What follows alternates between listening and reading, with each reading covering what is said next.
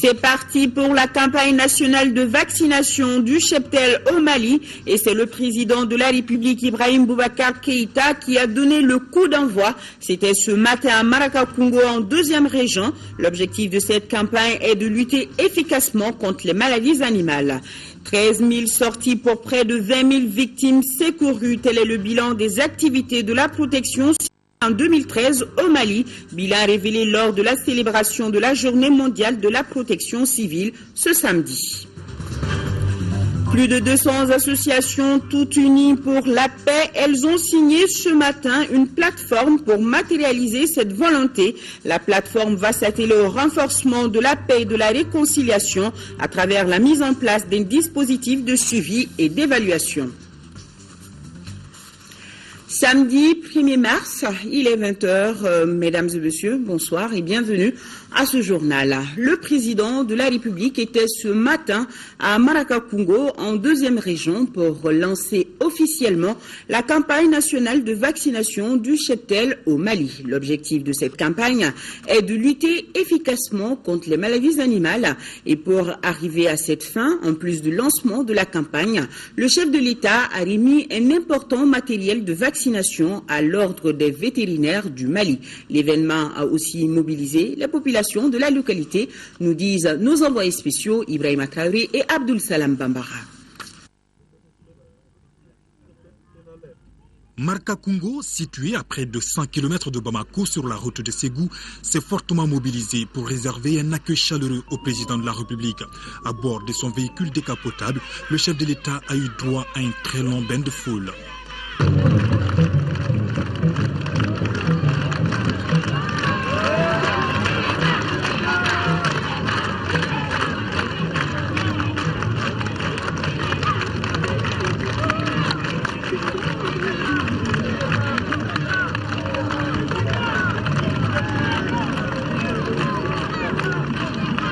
Le président Ibrahim Boubacar Keïta est venu administrer la toute première dose de vaccin à un bovin, un acte qui marque le début de la vaste campagne de vaccination du cheptel malien contre les maladies animales. Un véritable challenge qui interpelle l'ensemble des acteurs concernés par le secteur de l'élevage. Et le message du chef de l'État est on ne peut plus clair. Il est important que ces vaccinations aient lieu. Pourquoi j'engage tous ceux qui arrivent du Mali, en quelque autorité, en quelle capacité d'avoir de la voix, de l'influence, de faire en sorte qu'il soit entendu, qu'il y a des vaccins, qu'il faut que le bétail ait accès à ces vaccins-là pour sa protection et pour la qualité de ce qui va nous revenir non consommateurs. C'est très important pour la santé animale et la santé publique. Et mon déplacement ici aujourd'hui est d'un symbolisme très fort. Et je souhaite que chacun le comprenne dans ce sens-là. L'opération concerne plus de 9 millions de bovins, 13 millions d'ovins, 18 millions de caprins et 35 millions de volailles. Plusieurs dizaines d'équipes de vaccinateurs sont mobilisées pour sillonner l'ensemble du territoire national. Le coût de la campagne n'est pas précisé. C'est un événement de haute portée pour notre département parce que ça permet de galvaniser l'ensemble des acteurs impliqués dans la réussite de cette campagne de vaccination. Vous savez que l'élevage est un pan très important de notre économie et nous payons leur tribut aux grandes maladies qui affectent notre bétail.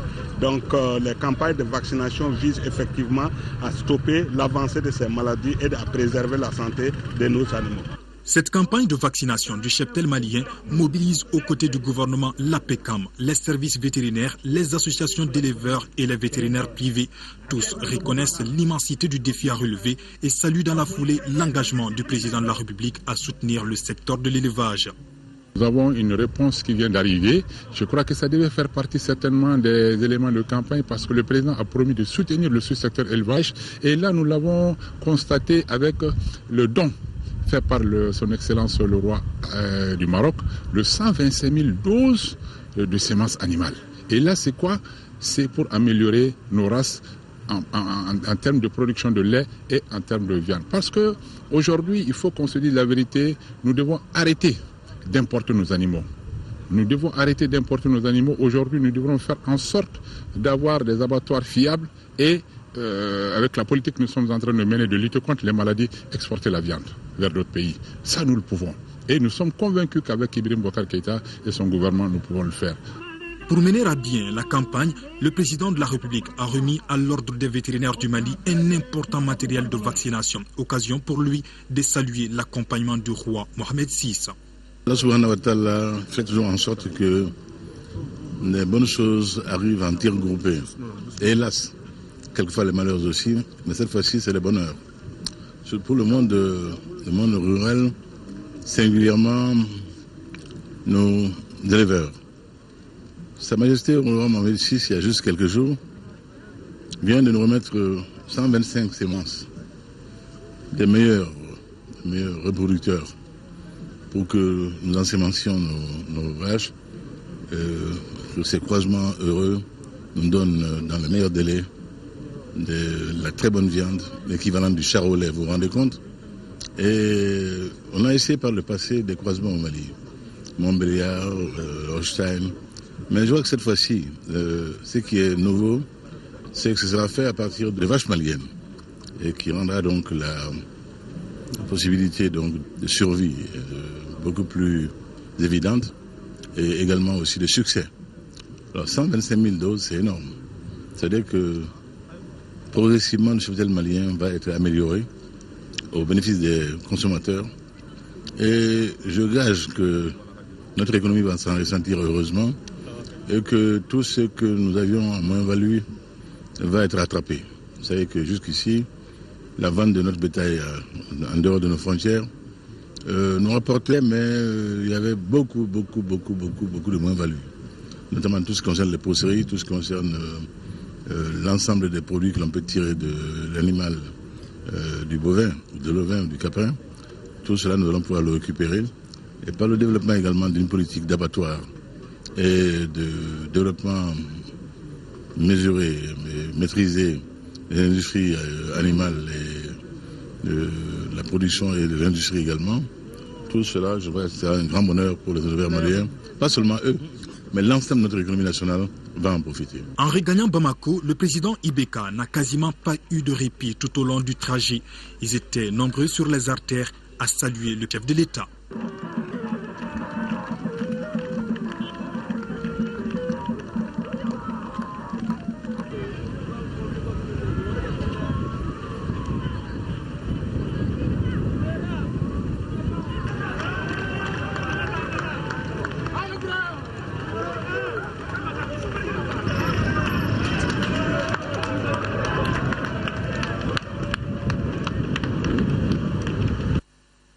Restons à Marakakungo pour aller à la rencontre de quelques acteurs du sous-secteur de l'élevage qui se réjouissent du lancement de cette campagne de vaccination. On fait le point avec Amadou Sankaré et Tchédje Kamara. Derrière ce acte du président de la République, premier agent vaccinataire du jour, se trouve une vision. Celle de développer notre élevage dans une perspective de sécurité alimentaire et nutritionnelle pour une croissance économique durable. C'est pourquoi les acteurs du sous-secteur de l'élevage mesurent toute la portée de cette campagne de vaccination du cheptel.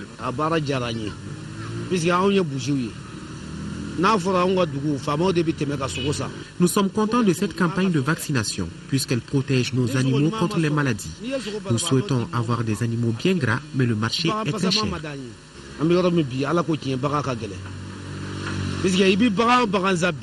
Nous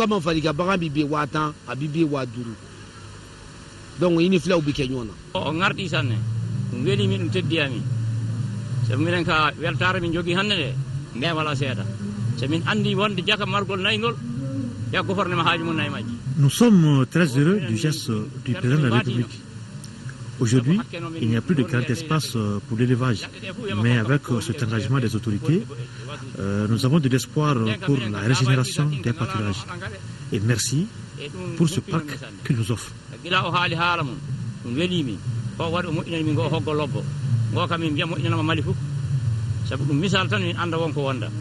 À côté de ces bouchers se trouvent également des hommes et des femmes regroupés le plus souvent en coopérative pour la commercialisation du lait.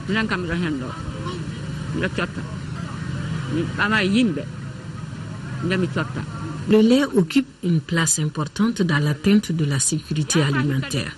Mais ce produit nous revient très cher car nous payons le litre à 500 francs. Nous faisons peu de bénéfices.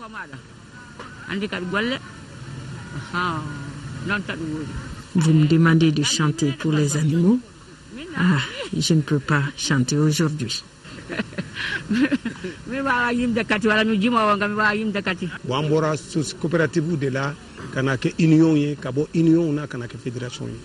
Nous sommes aujourd'hui regroupés en fédération. La production de lait est importante et nous vendons des milliers de litres par jour. Nous sommes représentés dans plusieurs localités du pays. Pour pérenniser et éradiquer les maladies animales, le laboratoire central vétérinaire du Mali, qui a vu le jour en 1979, a produit plusieurs vaccins à cet effet. Aujourd'hui, c'est la disponibilité des vaccins de qualité. Donc, nous sommes aujourd'hui à 101% d'objectifs atteints par notre structure. Donc, grâce à ces objectifs atteints, nous sommes certains que la campagne nationale de vaccination va être assurée.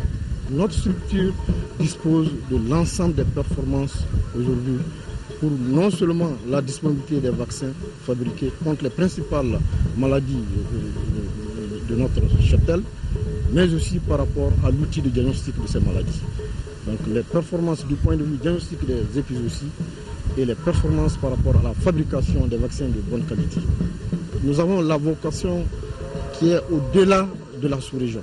Donc nous sommes arrivés à conquérir des marchés au-delà de la sous-région. Aujourd'hui, nos vaccins sont connus en Angola, ils sont commercialisés au Gabon et en RDC. Pour les régions du Nord, toutes les dispositions ont été prises pour le bon déroulement de cette campagne. Il faut dire que même au moment fort de la crise, il y a un de nos partenaires, le CICR, le Comité international de la Croix-Rouge, qui par ses relais au niveau des villages, par ses auxiliaires, ont continué à faire la vaccination dans les zones qui étaient pratiquement inaccessibles pour les vétérinaires du public. Et cette année aussi, elle va continuer. Déjà, le CICR s'est déjà positionné. Le ministère délégué chargé de l'élevage, de la pêche et de la sécurité alimentaire entend mettre les bouchées doubles pour réussir cette campagne sur l'ensemble du territoire national. Aujourd'hui, 1er mars, célébration de la journée mondiale de la protection civile. Au Mali, les festivités ont été marquées par la revue des troupes, les exercices de simulation, de sauvetage et le bilan des activités menées par la protection civile en 2013. Ramata Konaté a suivi la cérémonie. Apporter secours aux victimes, c'est le quotidien des sapeurs-pompiers ou soldats du feu. Ils sont présents sur plusieurs fronts. Place maintenant à 2 exercices de simulation suivis par l'assistance. Le premier a porté sur les inondations suite aux constructions anarchiques. C'est les moyens de fortune qui sont utilisés par les secouristes volontaires. Ici, des volontaires formés apportent les premiers secours aux victimes avant l'arrivée des sapeurs-pompiers. Deuxième exercice, un immeuble prend feu alors que 2 jeunes se trouvaient sur son toit. Alertés, les soldats du feu, à l'aide de leur échelle de 30 mètres, les sauvent. En termes de bilan, 2013 a enregistré plusieurs activités. La population de la commune 4 garderont longtemps en souvenir les inondations du 28 août à Bamako. L'action de la protection civile a été très déterminante lors des opérations de sauvetage des personnes et dans la mobilisation de l'aide humanitaire. Les services de protection civile ont participé activement à l'assistance de 294 Maliens rapatriés de la Libye, du Maroc et du Congo. Au titre des missions traditionnelles de secours, nos services ont effectué 12 290 sorties de secours, totalisant 19 697 victimes. 90% de ces interventions concernent les accidents de la route. Cette année, la Journée mondiale de la protection civile a retenu le thème « Culture de la prévention », un sujet important à plus d'un titre. Selon les statistiques internationales, $1 investi dans la prévention des risques permet d'économiser $7 dans la réponse aux catastrophes. Pour ce faire, l'accent devra être mis sur la gestion et la mise en commun de l'information, la formation et l'inscription dans le programme scolaire des modules sur le sauvetage. Le ministre français des droits des femmes et porte-parole du gouvernement, vous le savez, était en visite à Bamako. Avant de quitter le Mali, Nadia Vallaud-Belkacem a visité hier l'Agence nationale de communication pour le développement, ex-CESPA. Objectif, s'inquiéter des conditions de travail des femmes. À noter qu'après cette visite, Madame le ministre a animé une conférence de presse à la résidence de l'ambassadeur de France au Mali. Le compte-rendu, c'est avec Youssouf Diakiti. C'est en premier lieu la directrice générale de l'Agence nationale de communication pour le développement qui a reçu le ministre français des droits des femmes, porte-parole du gouvernement dans ses locaux. Après un petit entretien, les deux personnalités ont tenu à rencontrer les femmes journalistes en formation. Là également, les directeurs régionaux de l'Office de radiodiffusion télévision du Mali étaient en formation. Des formations financées par Canal France International, ce qui justifie la présence du directeur général de l'ORTM. Avec ces dernières, elles ont évoqué la problématique des droits des femmes au Mali, mais elles ont aussi abordé d'autres questions, celles surtout relatives à la problématique des candidatures féminines, le mariage forcé et bien d'autres questions. Nos deux pays, la France et le Mali, sont très étroitement liés aujourd'hui, comme des frères. Ce sont des frères, donc j'ai envie de continuer à nourrir cette fraternité-là, notamment en développant une coopération sur les droits des femmes, qui me semble être un enjeu majeur. D'accord, vous avez évoqué des questions spécifiques, par exemple, avec le président? On a beaucoup parlé des droits des femmes, justement, comment faire en sorte qu'elles accèdent davantage aux responsabilités politiques, économiques, comment lutter contre les violences faites aux femmes. Voilà, le président a été d'une grande écoute, une volonté de travailler ensemble que j'ai ressentie, qui était manifeste, et donc nous allons formaliser tout cela avec mon homologue en charge des droits des femmes. Juste après, direction la résidence de l'ambassadeur de France au Mali. Ici, l'attendent les journalistes. Avec eux, Madame le ministre a évoqué plusieurs questions, notamment le rôle de la femme dans la reconstruction du pays. De façon globale, la place de la femme dans le développement socio-économique de la nation, la création d'entreprises au féminin, un égal accès des femmes aux postes de responsabilité. Par la même occasion, le ministre a réaffirmé l'engagement constant de la France qui sera d'ailleurs soutenu dans un bref délai, précise-t-elle, par la signature d'une convention de partenariat entre les deux départements français et maliens en charge des questions de la femme. Signature d'un protocole d'entente entre les partenaires techniques et financiers européens et le président de l'association des municipalités du Mali. Il concerne la mise en œuvre du programme d'appui pour la restauration de la paix et de la sécurité à travers la maîtrise d'ouvrage dans 12 cercles. Pour une durée de 3 ans, le coût du projet est de plus de 2 milliards de francs CFA. Moïse Traoré nous en parle. Plus de 2 milliards 600 millions, c'est le cumul des enveloppes consacrées au nouveau programme pour l'amélioration des conditions de vie dans 12 cercles. L'intitulé en est « Appui à l'Association des municipalités du Mali, AMM, pour la restauration de la paix et de la sécurité à travers la maîtrise d'ouvrage des communes ». On voudrait que l'AMM puisse donner des services de qualité à ses membres, à ses communes, que ce ne soit pas seulement une institution envers l'État central. On ne veuille plus éparpiller chaque PTF avec ses exigences, mais vraiment vous soutenir ensemble. Pendant 3 ans, des cercles des régions de Gao, Tombouctou, Mopti et Ségou vont bénéficier d'activités agropastorales génératrices de revenus et d'emplois. Dans d'autres, il sera instauré un dialogue inclusif et porteur de paix entre différentes communautés. Ce qu'on a appris de cette crise, c'est l'importance de la décentralisation au Mali et de renforcer les pouvoirs qui sont plus proches aux citoyennetés. Ça sera le renforcement de la gouvernabilité et du futur de développement du pays.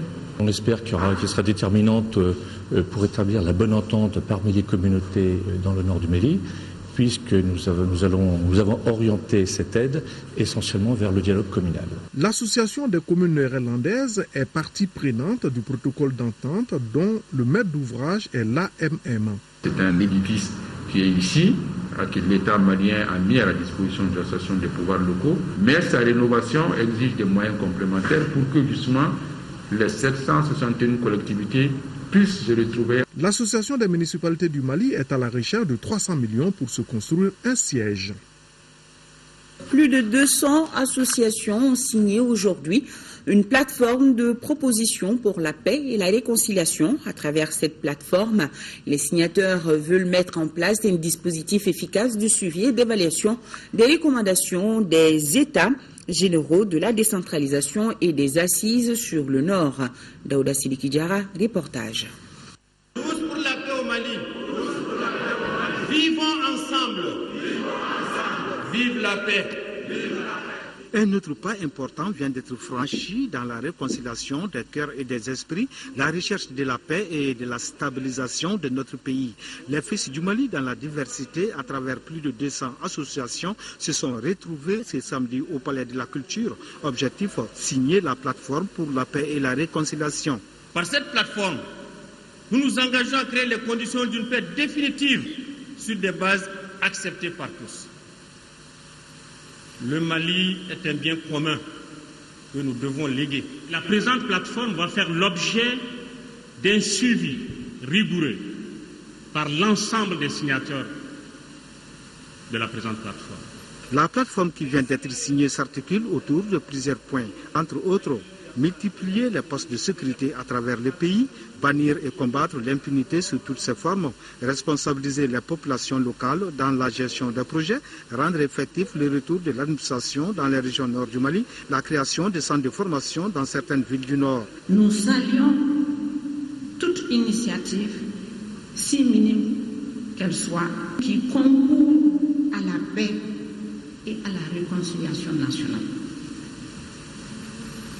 C'est pourquoi nous lançons un appel pressant à tous les fils du Mali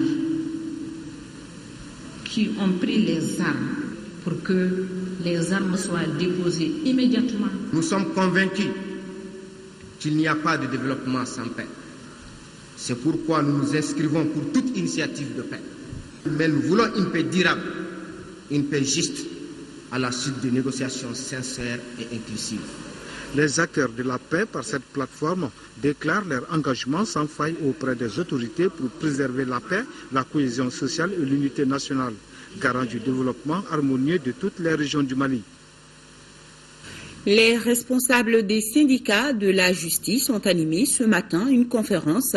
Le but était d'informer les représentants de la presse sur un certain nombre de sujets relatifs à la situation de leur syndicat. Le reportage de Abdraman Maïga. Les syndicats de la justice montent au créneau. Ce que nous demandons, que tous les acteurs de la justice soient associés, que le débat qu'on mène soit serein, profond.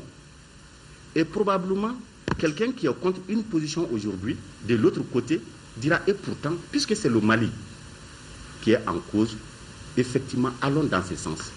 À travers cette conférence, les journalistes ont été édifiés sur la situation actuelle des doléances soumises par le syndicat des greffiers, secrétaire de greffe et parquet et celle du syndicat libre de la magistrature. Si pour le premier, les discussions doivent être entamées dans les brefs délais, pour le second, sur les 14 points de revendication élaborés en 2002, seulement un point d'accord a été trouvé avec le gouvernement malien en 2009. Nous avons compris qu'au-delà de la diversité qui peut se trouver entre les différents acteurs de la justice, qu'il est de bon ton aujourd'hui que nous nous réunissons pour aller de l'avant. Un mot de politique, le docteur Oumar Mariko et le parti Sadi ont fait leur rentrée politique aujourd'hui.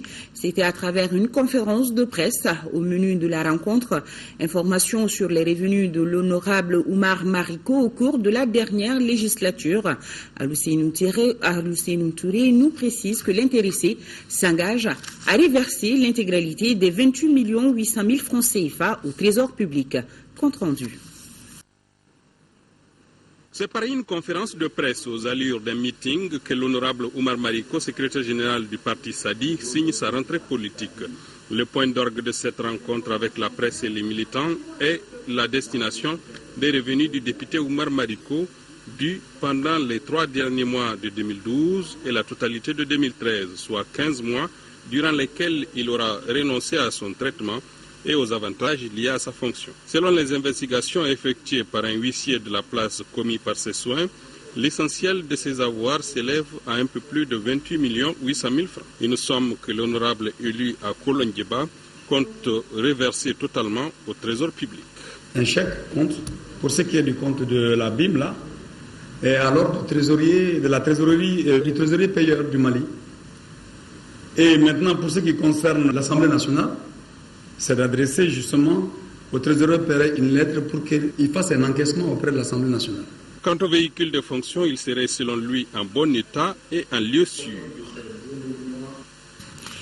Architecture, paix et développement, c'est le thème retenu pour la célébration du 25e anniversaire de l'Ordre des architectes du Mali.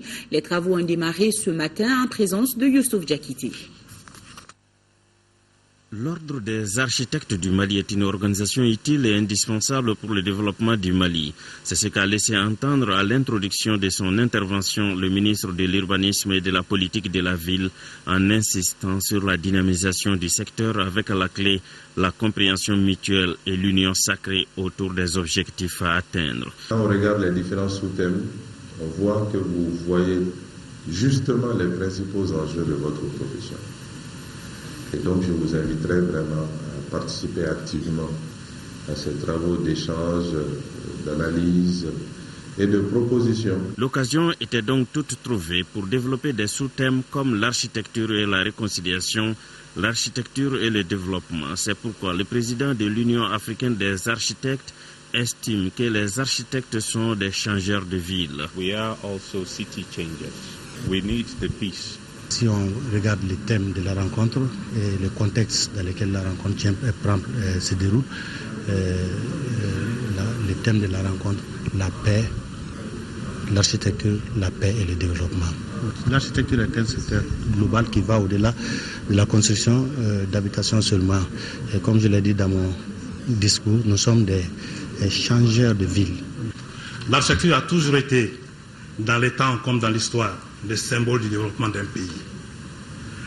L'architecture est une activité transversale dans les domaines du BTP qui est non seulement au début du processus mais aussi à la fin.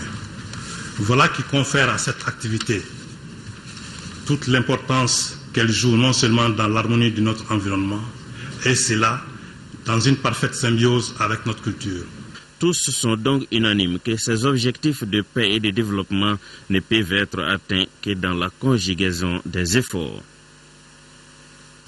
Et vous aurez justement Issaka Tembeli, le président de l'Ordre des architectes du Mali, sur le plateau de Actu Hebdo de demain, dimanche 2 mars, l'EAM qui célèbre ce samedi 1er mars son 25e anniversaire avec le thème bien sûr architecture, paix et développement. Invité aussi dans Actu Hebdo, Cheikh Fantamadi Traoré, coordinateur du programme décennal de la formation professionnelle et de l'emploi. Et vous aurez également le docteur Traoré Alimatou Kone, directrice nationale des services vétérinaires. Actu Hebdo, c'est demain dimanche à partir de midi sur le RTM avec Ibrahima Djambeli. 5e session ordinaire du Conseil de surveillance du programme d'appui au développement durable de l'élevage au Sahel occidental. La rencontre doit permettre, entre autres participants, de statuer sur le rapport d'activité 2013 du PADESO. Fadema Keita, compte rendu. Le Sahel occidental détient d'énormes potentialités pastorales. Cette prouesse fait de lui un centre de développement de la filière viande rouge. La mission du programme d'appui au développement durable de l'élevage au Sahel occidental PADESO est de contribuer à l'émergence des agroéleveurs et des pasteurs de sa zone d'intervention. Cette session ordinaire comme les précédentes s'inscrit dans ce cadre. Au cours de cette 5e session, il sera question des activités menées en 2013, notamment la gestion des périmètres pastoraux, la gestion des infrastructures, la gestion des activités menées par les femmes, Et au cours de l'année, nous avons mené une activité vente promotionnelle. Le projet s'appelle à faire du Mali l'un des premiers exportateurs de viande rouge à l'horizon 2018. Il a mis pendant la première tranche du financement à la disposition des acteurs de l'élevage des zones pastorales du Dili, de Nara-Est, du Karta et de Kainor, des infrastructures modèles d'exploitation rationnelle des pâturages, de commercialisation du bétail et des produits animaux et des infrastructures de santé animale. Créé en 2009, le PADESO est un service rattaché à la Direction nationale des productions et des industries animales. Ses principales activités sont notamment le développement des ressources en eau, le suivi des aménagements pastoraux existants, l'amélioration des conditions géosanitaires du cheptel, la valorisation des productions animales. Le programme couvre certains périmètres pastoraux des régions d'Ekaï, Koulikoro et Ségou. Je vous amène à présent à Kassela, dans la commune rurale de Baguineda. La localité a vibré aujourd'hui au rythme de la première édition de la foire Toguna Exposition, initiée par la représentation de Toguna Agro-Industrie, la présentation de produits maraîchers et des échanges d'expériences entre maraîchers étaient au menu de la foire. Nos envoyés spéciaux sont Nando Damele et Seydou Sissoko. Quelle que soit la taille d'une cérémonie, elle a un contenu et c'est ce dernier qui compte. Le producteur maraîcher de Kassela et environ, évoluant dans le cadre du projet renforcement des capacités de résistance des 5000 ménages vulnérables de la bande sahélienne du Mali par la création de jardins villageois potagers vivriers de proximité, ne diront pas le contraire. Pour que le pays se développe, il faut développer le secteur agricole. Et cela n'est pas possible sans les intrants de bonne qualité. Initié par le programme GDFOR en partenariat avec la FAO et Toguna Agro-Industrie, le projet a permis la diminution remarquable de la coupe de bois dans la zone. On les a regroupés en coopérative. Après, on les a créés un périmètre maraîcher. Tout ça pour pouvoir diminuer l'exploitation des ressources de nos forêts. Au-delà du caractère festif, la cérémonie a permis aux différents acteurs de mesurer le chemin parcouru afin de prendre de nouvelles orientations pour booster la production. Nous avons décidé d'être à côté de ces maraîchers, de les aider, de les accompagner avec les appuis, conseils techniques, donc pour rendre leur travail utile. Au terme de la journée, les 3 meilleurs producteurs ont été récompensés avec en tête l'association Fayaton de Kassela, suivie de Fatmata Traoré et de Serafi Keita, toutes de Kassela. Tous les villages participants ont reçu des prix d'encouragement. Restons dans le monde paysan, direction le Salon international de l'agriculture de Paris, où est présente une forte délégation malienne. Aujourd'hui, nos envoyés spéciaux se sont intéressés à la production laitière de notre pays. Le Mali envisage d'accroître ce secteur et pour ce faire, il vient de signer une convention avec le Maroc. Mohamed Diarra et Aboubakar Traoré se sont également intéressés à ces vaches qui produisent près de 40 litres de lait par jour. Suivons ensemble. Le Mali est un pays agro-silvopastoral avec plus de 71% d'agriculteurs et d'éleveurs.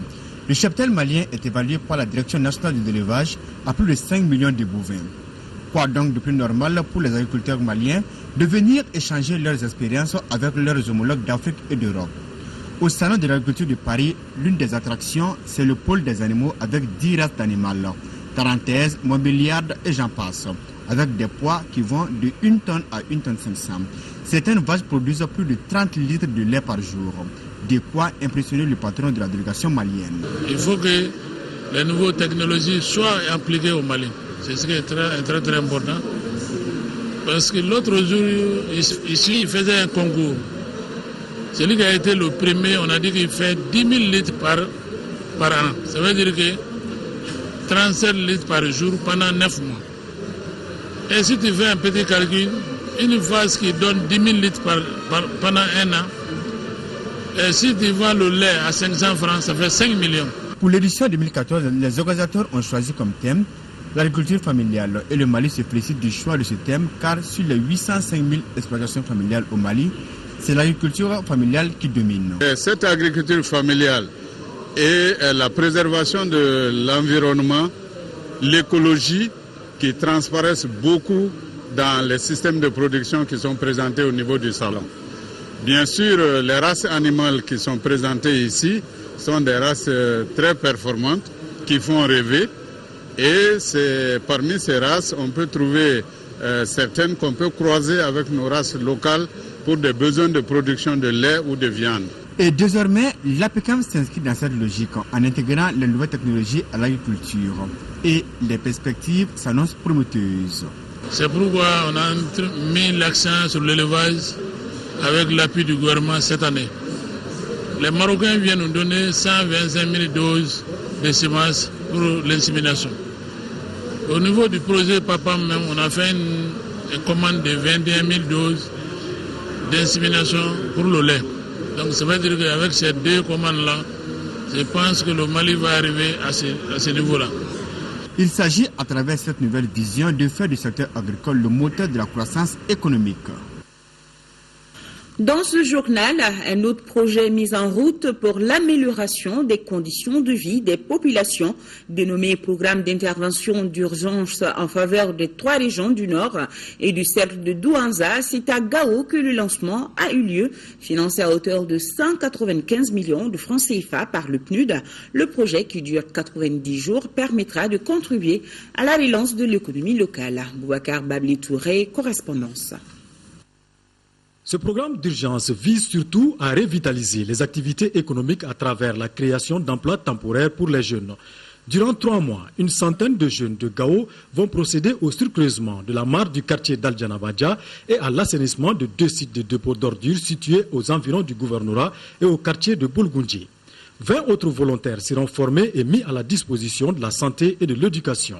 Depuis la crise, n'est-ce pas, les services sont souvent démembrés. Donc l'appui de ces volontaires sera vraiment capital parce que ça va combler beaucoup de vides au niveau de ces structures-là. Pour la mise en œuvre de ce projet, une rencontre des initiateurs et des bénéficiaires a permis d'identifier les sites, de choisir les volontaires, d'évaluer les besoins en renforcement des capacités des structures d'accueil, entre autres. La promotion du volontariat, la relance des activités de jeunesse qui, vous le savez, depuis un certain temps, ont été arrêtées à tous les niveaux.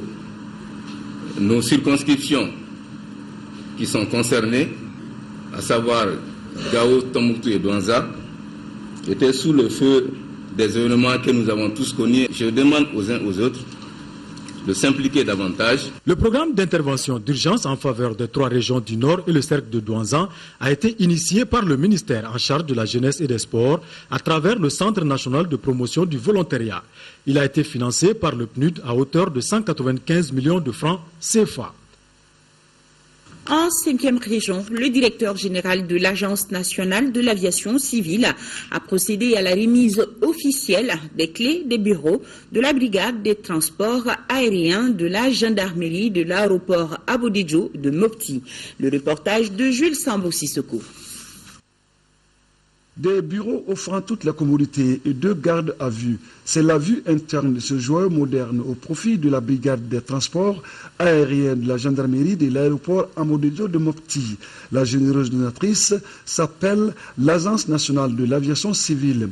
Ce geste s'inscrit dans le cadre du renforcement de la sûreté aéroportuaire. Le projet de construction de la brigade de transports aériens de Mopti Abodidjo a été entièrement financé par le budget de l'Agence nationale de l'aviation civile. Le montant du financement du projet est d'environ 93 689 044 francs CFA. Pour le corps bénéficiaire, cette infrastructure est la réponse pour mieux assurer sa mission. L'acquisition de ce joyau permet d'abord à la gendarmerie d'améliorer les conditions de travail du personnel. Ça, c'est dans un premier temps. Dans un deuxième temps, ça renforce les capacités opérationnelles. Dans le cadre de la sécurité en général, nous allons faire bon usage de ce joyau. Un aéroport digne de ce nom international qui a encore souffert d'un certain manque de commodité monsieur le directeur général, qui est venu de combler. La visite des locaux et la remise des attestations à des agents de la police et de l'aéroport de Mopti ayant suivi une formation en imagerie et en radioscopie ont mis fin à cette cérémonie.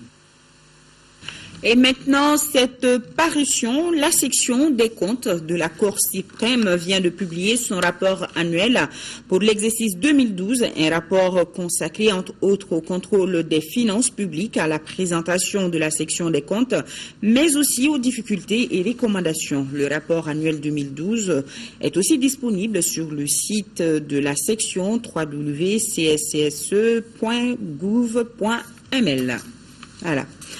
Fin de la 4e édition de la rentrée littéraire du Mali. L'événement a regroupé non seulement les professionnels du domaine, mais aussi des élèves et étudiants. La soirée a été mise à profit par le comité d'organisation de cette rencontre de Bamako pour lancer les prix littéraires édition 2015. Modibo Soirée, compte rendu. C'est dans une ambiance festive que ce 4e rendez-vous des littéraires africains a connu son épilogue. Événement majeur du continent. Cette rencontre qui a rassemblé pendant 4 jours des écrivains, des éditeurs et auto-chercheurs avec pour thème diversité et vivre ensemble. Un thème largement débattu au cours des conférences débats. Café littéraire, atelier et lecture de poèmes. La diversité n'empêche nullement le vivre ensemble. Et tous les débats, toutes les conférences, tous les cafés littéraires l'ont clairement démontré.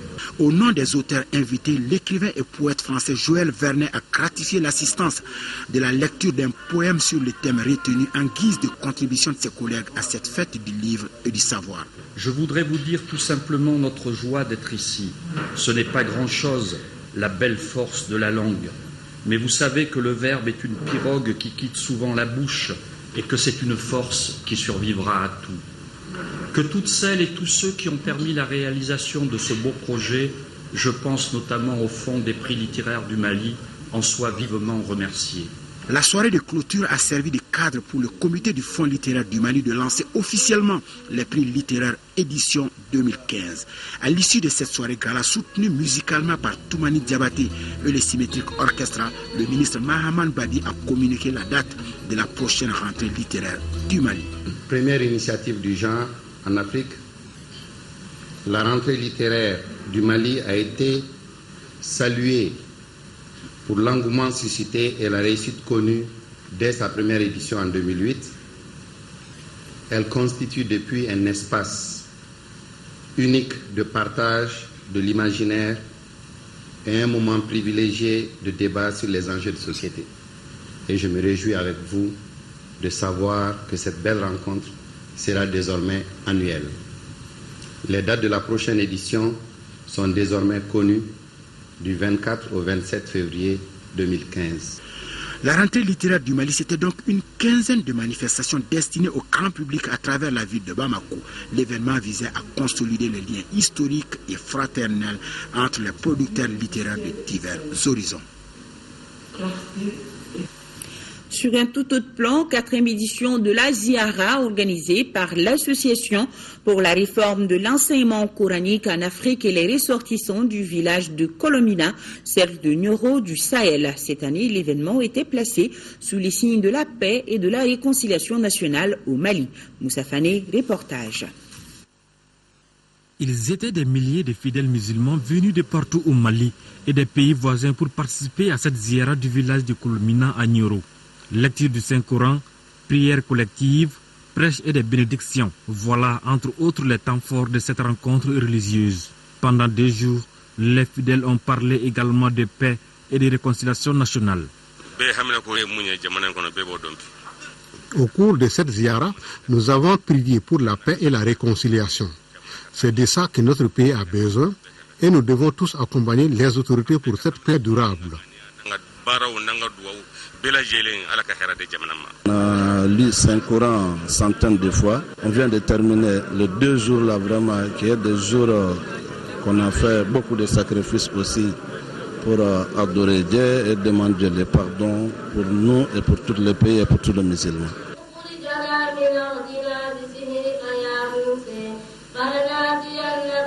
Anjera Kalani organisé Cette rencontre religieuse permet aux ressortissants du village de se retrouver et d'assister aussi à la lecture du Saint-Coran par les enfants en fin d'études.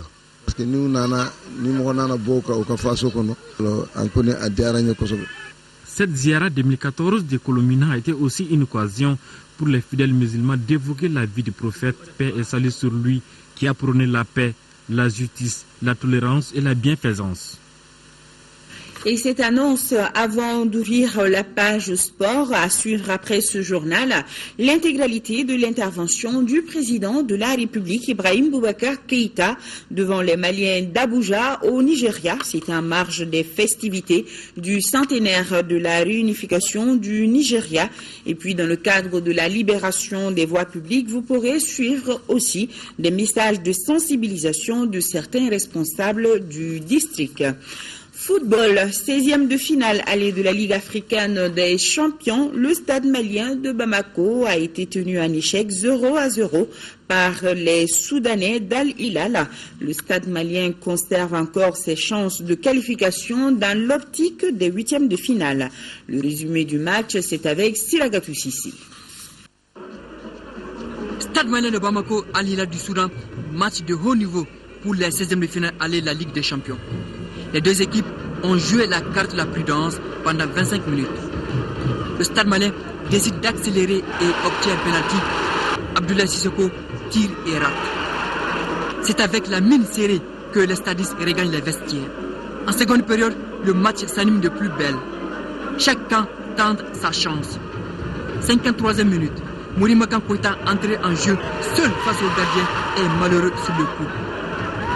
64e minute, Mohamed Ali Bachir d'Al Hilal voit son coup de tête ricocher sur la barre transversale.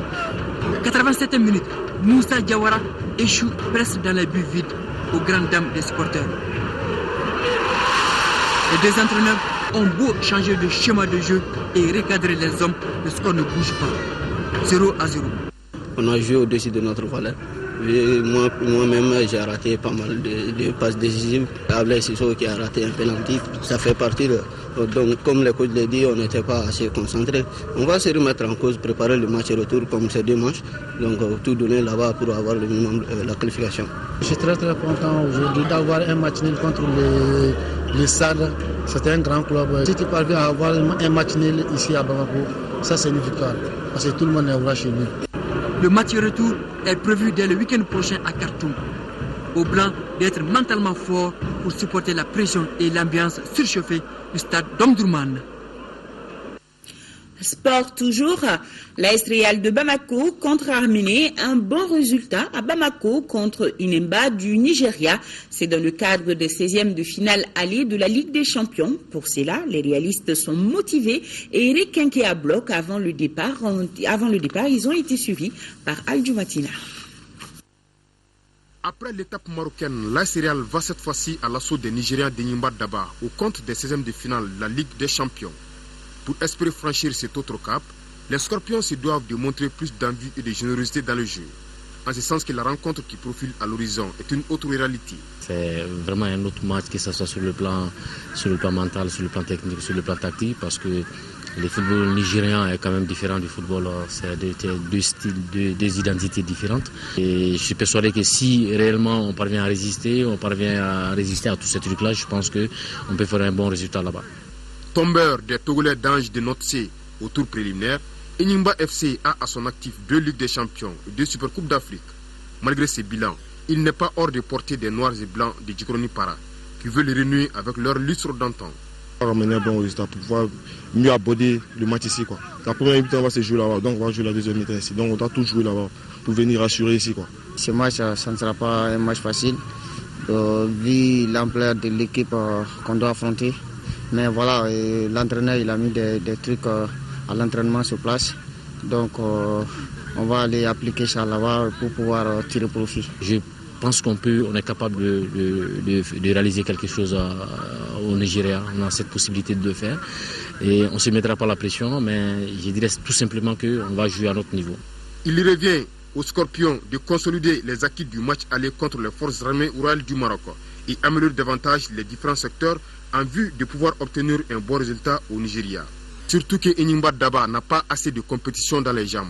car le championnat nigérian saison 2014 ne commence qu'à partir du 7 mars prochain. Les Olympiens veulent, eux, se donner l'avantage à domicile. En Coupe de la Confédération, le club olympique de Bamako, COB, affronte l'ASEC d'Abidjan. Le match est prévu dimanche au stade Modibo Keïta à partir de 17h. Abdul Karim Kaba nous en dit plus. Le club olympique de Bamako reçoit les Ivoiriens d'Abidjan au compte des 16e de finale à l'aide de la Coupe de la Confédération. L'ASEC, une équipe expérimentée sur le continent. Mais cela ne ferait pas les Verts. Ouais, c'est vrai que c'est toujours compliqué de jouer contre des équipes aussi expérimentées comme l'ASEC. Mais comme j'avais toujours dit, ce n'est plus le même ASEC en face. Car c'est une équipe qui mérite aussi du respect, car franchement c'est l'équipe qui a duré sur les continents africains à faire des performances. On mettra toutes les chances de notre côté afin de pouvoir faire un résultat pour le dimanche. Autant sur le plan physique que mental, tous les moyens sont réunis pour faire la différence ici à Bamako. D'abord, avec un très bon état d'esprit. Les enfants ont envie de jouer, ils sont tous en bonne santé. Et encore une fois de plus, l'état d'esprit est merveilleux. Il n'y a pas de problème, il n'y a pas de blessés, rien. Tout le monde va bien et franchement, on est prêt pour le dimanche. Le football reste le football. En tout cas, nous, on va rester serein chez nous ici afin de faire la différence ici. Bon, juste pour notre qualité de jeu et puis la qualité individuelle. Je pense que quand même ça, c'est ça le plus important. Et il faut y croire aussi. Le football, quand tu crois, tu vas y arriver. La rencontre sera dirigée par des arbitres marocains et elle est prévue ce dimanche au stade Modibo Keïta à partir de 17h. Bonne chance et je vous informe que le Djoliba AC a été battu cet après-midi à Lumumbashi 2-1 par Don Bosco de la République démocratique du Congo. Ce journal est terminé. Merci de nous rester fidèles. Demain à 13h, Amara Mali Diallo. Moi, je me ferai le plaisir d'être là pour le 20h. D'ici là, restez en compagnie de nos programmes. La météo, c'est tout de suite avec Aïssata Kamara. Merci à nos téléspectateurs de la Guinée équatoriale. Bonsoir à tous et bon week-end.